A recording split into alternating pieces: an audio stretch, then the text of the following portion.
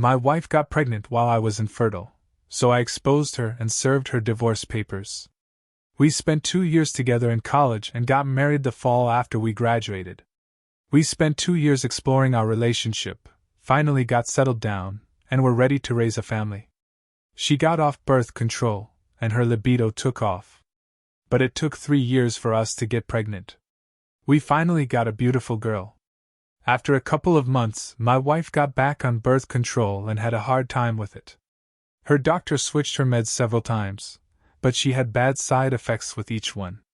We talked about it, and were unsure if we wanted another child. Since it would be easier for me to get a vasectomy reversed later if we changed our minds, I had the operation. That was 3 years ago. After coming off birth control, my wife felt better, and sex has been worry-free since we could no longer get pregnant. In fact, we actually have sex more now than when we were in college. Then, 3 weeks ago, my wife was late for her period, which isn't that unusual for her. Then I noticed her breasts were a little tender, and she started showing signs of what seemed like morning sickness. Now, I know there have been cases of nature reversing vasectomies, so I went to the doctor and had my sperm count checked. The verdict: I'm still sterile. But I didn't tell my wife. My wife finally went to her doctor and confirmed she was pregnant, and so she had me go to my doctor to get tested. I didn't go right away, because I was literally sick from the stress of the situation. I had all sorts of sick scenarios going through my head. In the end, I got retested, and I took my daughter in and had a DNA test done. I got both test results back today, and got violently ill after reading them. Yes, I am sterile. No, my daughter isn't mine. When my wife got home, I showed her my test. She denied any wrongdoing, saying there must be a problem with the test. I showed her the test from last week, and she broke down crying. I finally got it out of her, who she had slept with, and that it only happened once, and the condom must have failed. I made her tell me the story 3 times. Each time, I asked her if that was the whole truth, and if there was anything else she needed to tell me, because another lie would mean we were through. She insisted it was the only time, and she had never done anything like that before. I told her how much this hurt me and asked her how she could do this to our family, and if it was worth it. I asked her if she wanted a divorce, and she pleaded with me to forgive her and put this behind us. I said I couldn't raise someone else's child, and asked her if she would be willing to terminate the pregnancy in order to stay together. She cried the rest of the night, but when we went to bed, she said she would do whatever it took to save our marriage. I never brought up the DNA test. I will contact a lawyer next week to see what my options are, about whether I have to pay child support on our first child. If she had come clean about the father of our first child, I could have swallowed my pride and tried to work to forgive her. But she thought she was in the clear and didn't need to confess anything else. Now, there's no telling what I'll never know. Lawyer update. My lawyer is awesome. She had me bring in a bunch of paperwork, bank statements, medical and DNA results, and had me tell her my story. Her assistant sat in with us and took notes while my lawyer went through my documents. After I finished, she asked a few questions and spelled out my options. I live in an 8A state, which is good and bad. Good, it gives us leverage. Bad, it takes longer and is much more expensive. In the case of the first child, if my wife agrees to sign the papers, my liability for child support is an easy fix. If she doesn't agree, then a court-ordered DNA test and a judgment from the court can remove me without her consent. Either way, I will most likely not have to pay child support. One way is just more expensive than the other. Since my wife has a good job and earns close to what I do, she didn't think the judge would award her any alimony, and all of that, plus dividing up property and other things, can be negotiated before a judge gets involved. The bad news was that, due to the holidays, they couldn't have the papers ready before Christmas, but definitely would before the end of the year. She advised me to say nothing until she got served. She gave me a list of things to do before and after Christmas, before they served my wife. One thing they did point out was that, since we were already actively trying to have a baby, There was a possibility that my wife didn't know the child wasn't mine. My wife has an appointment with her OB tomorrow. Let's check with the community for some thoughts. Community thoughts. First up, divorce her. She is one of the worst human beings. You don't deserve such a betrayal. You will regret it if you do not divorce her. She is selfish and effing around and not even giving you real answers. Your first daughter is also not yours, right? And the second one too? Someone else adds, paternity fraud should be a crime. Your wife may have been carrying on this affair since before you were together. I'm sure she sees security with you but gets off on the sex with her affair partner. If it's been going on for this long, that's a whole separate life she is living. You should do your best to find out who and let his wife or girlfriend know. You can look into having your name removed from the birth certificates so you will not be held responsible for paying for someone else's child. If you're going to stay, then the bio dad should be made to pay child support. If I were in your shoes, I would blow up this relationship and start over with someone who respects and loves you for who you are. Enough, you spend years building a life together, get a vasectomy to simplify things, and then boom, she's pregnant, but not by you. Who knew exploring your relationship meant she'd take it literally and invite other explorers along for the ride? The fact that you kept it together long enough to get those DNA tests is impressive. I'd have probably self-destructed just from the suspense. And then finding out your daughter isn't yours? That's a double whammy right there. At least now you know what to give your wife for Christmas, a paternity test kit.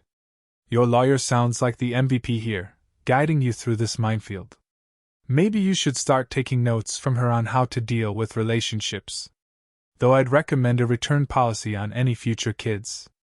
It might be time to blow up this relationship and start fresh with someone who doesn't see family planning as a group activity.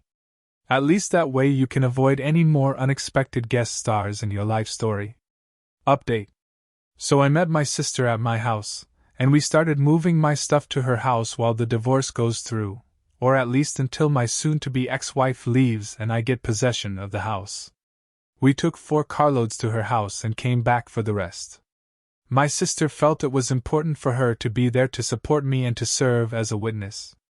I also moved the nanny cam into the living room so it could record everything to the cloud. At about 10:45 a.m., I got a text from the lawyer saying she had been served. I then sent my wife an email saying that I am at the house when she is ready to talk. A couple of minutes later, I got a text from my wife saying, "Why blah blah blah." So I resent the first text and waited for her to get home. She sent several texts and voicemails. They don't mention anything about cheating, just how she thought we were working this out, and she thought we would sit down and have a conversation before proceeding with a divorce.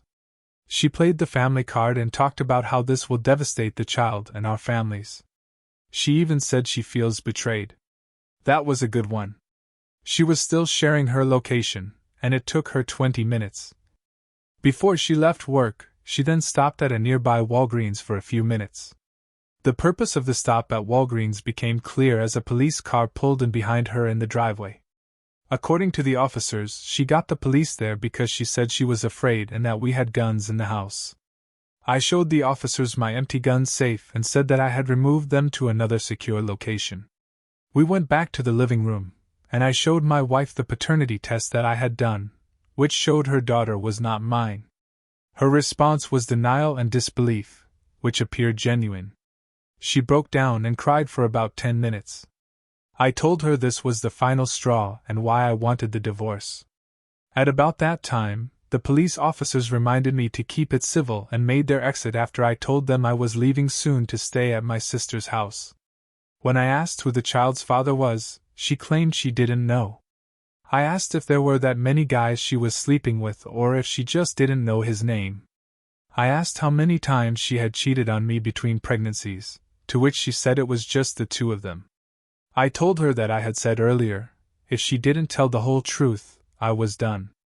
I reminded her I also told her that I couldn't and wouldn't raise someone else's child, and that she had better figure out who the real father was, because I wasn't paying child support for someone else's baby. She wanted to know what we were going to tell our daughter, and I said that was up to her, because this was her mess, and I wasn't taking the blame or cleaning it up for her. I drafted a couple of emails last week, one for our friends and family, with copies of all the test results and reasons why I was asking for a divorce, and the other for my wife, with copies of the same tests along with what I knew and things I had told her previously. I had to run it through my lawyer and make a couple of edits before she signed off on it. I sent copies to all our friends and relatives when she pulled into the driveway this afternoon. Most of the feedback had been one-sided, and very colorful.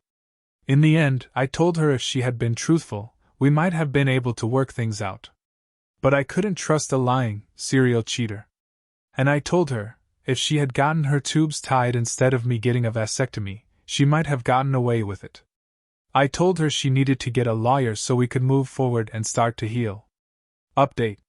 We had our second meeting with the lawyers today, and we signed off on almost everything, except the house. Still waiting for an appraisal to come back and figure out the split.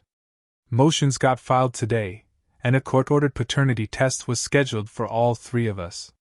Since my soon-to-be ex-wife didn't fight me on everything, we filed the no-fault divorce petition.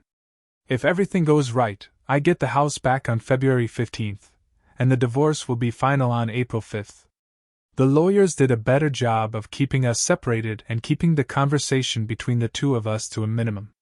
I was a little worried when she came in pale and with no energy to speak of. I couldn't tell if it was a lack of sleep or maybe overmedication. She just stared out the window as the lawyers read everything to us before we signed some of the papers. Walking out felt like I had shed a giant weight from around my neck. HR got me signed up for therapy tomorrow. My boss had put a bottle of champagne on my desk and offered me some time off, if I needed it. But I told him I was excited to get back to work. More community thoughts. First up. I understand your need to end the marriage and disassociate yourself from the child. Just get ready for people to come down hard on you because you're leaving the kid.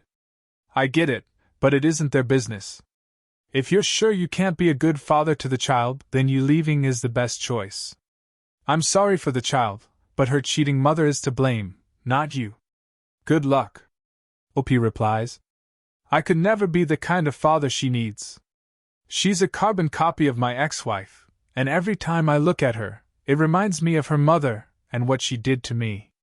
I'll miss her, but this is something I don't think I'll get over. Plus, I would have to see my ex, and that won't be a good thing either. Next commenter says, Thank you. Thank you for respecting yourself. Your ex-wife is one of the worst human beings, making you believe you're the father, and then just taking it away that easily. Don't believe anything she says. She was ready to let you raise someone else's children forever. You handled it perfectly. Go full no contact and don't be a nice guy.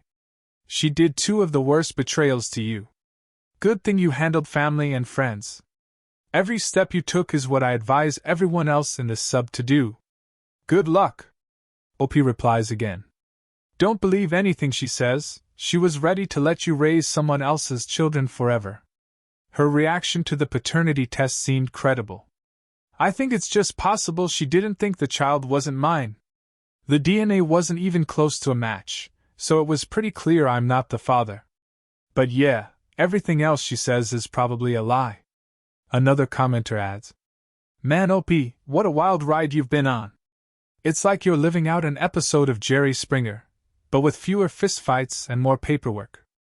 Your sister's there for moral support, and let's face it, to witness the chaos. Good call on the nanny cam. Might as well turn your living room into a reality TV set, right?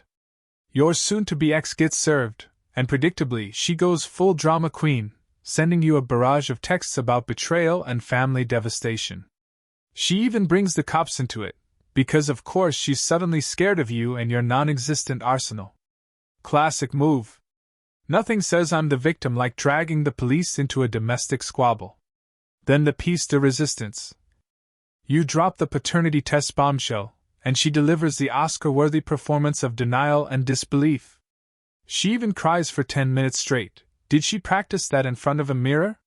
When you ask who the father is, she claims she doesn't know. Either she's been busier than a bee in spring or her memory is as selective as her morals. The emails you drafted? Chef's kiss. Sending out copies of the test results to friends and family is a power move. Bet their group chats are lit right now. And the fact that your lawyer signed off on it? That's just icing on the divorce cake. As for the kid, it's rough, but it sounds like you're making the best decision for your sanity. Anyone judging you can take a hike.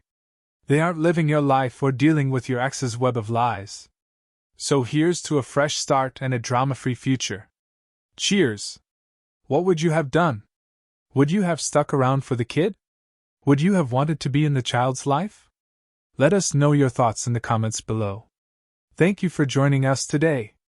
Be sure to like, subscribe, and hit the notification bell so you don't miss out on our next video. See you next time.